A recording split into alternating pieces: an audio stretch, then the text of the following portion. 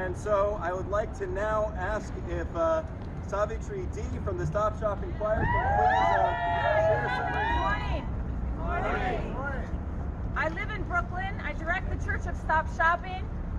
In 2015, my collaborators, Bill Talon and Marnie Glickman, and a host of volunteers began filing Freedom of Information requests for glyphosate spraying in New York City.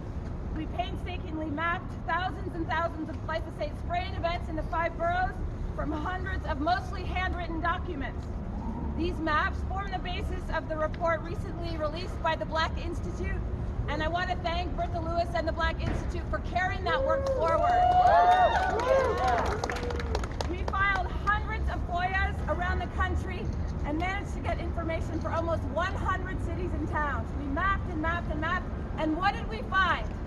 Glyphosate is everywhere. It's along roadways, train tracks, bus stops, medians. It's on your neighbor's lawn. It is everywhere. It's in your breast milk, your beer, your breakfast cereal, and the bush where your dog dropped his ball. I don't care how much organic food you can afford, you cannot avoid exposure to glyphosate on this planet. That's right. Pay attention, because this is just another way that corporations have invaded our public and private spaces. We know Roundup is the cheapest way to kill a weed, and we know there is collateral damage. We also know it is applied more in Black and brown neighborhoods, and that people in those same communities have less access to wellness and medical care. Who will support them? We went to the EPA in the last days of the Obama administration. We testified at the very last hearing they had on glyphosate, and we saw for ourselves how near to impossible it is to get regulation on pesticides at a federal level. And that was before the EPA was gutted by Donald Trump.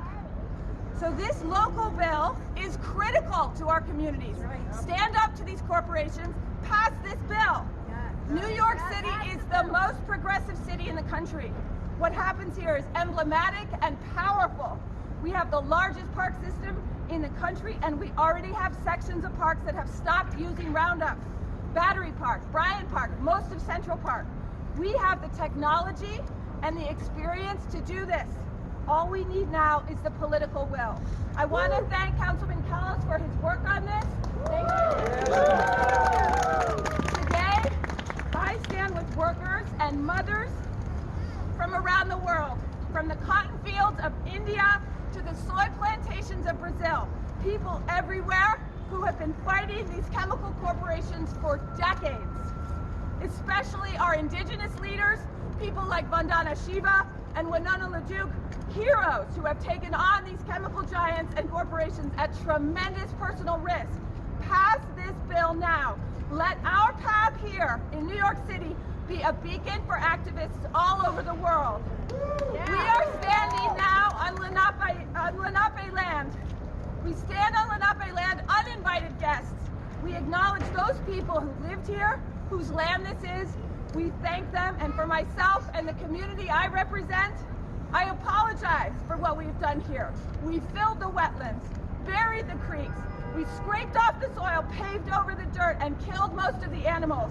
We dumped 200 years of industrial pollution into our beautiful rivers. And now, what little life remains, we spray with toxic pesticides. Colonists came to this land with guns and disease and overwhelming numbers, and colonists came with chemicals. Today, we have a chance for some healing. Pass this bill. Start the healing this land needs, has needed for so long. When you spend any amount of time working on pesticide issues, you become adept at recognizing the signs of spraying, the smells, the lack of smells, the desiccated leaves, the lack of leaves, the discoloration, the wrong coloration. But most of all, you become aware of the silence, the quiet, the absence of life, the death. Pass this bill. Fill our parks with insects and bird songs and happy, healthy children. Fill our parks with life, not death. Stop the spraying, ban Roundup, ban glyphosate.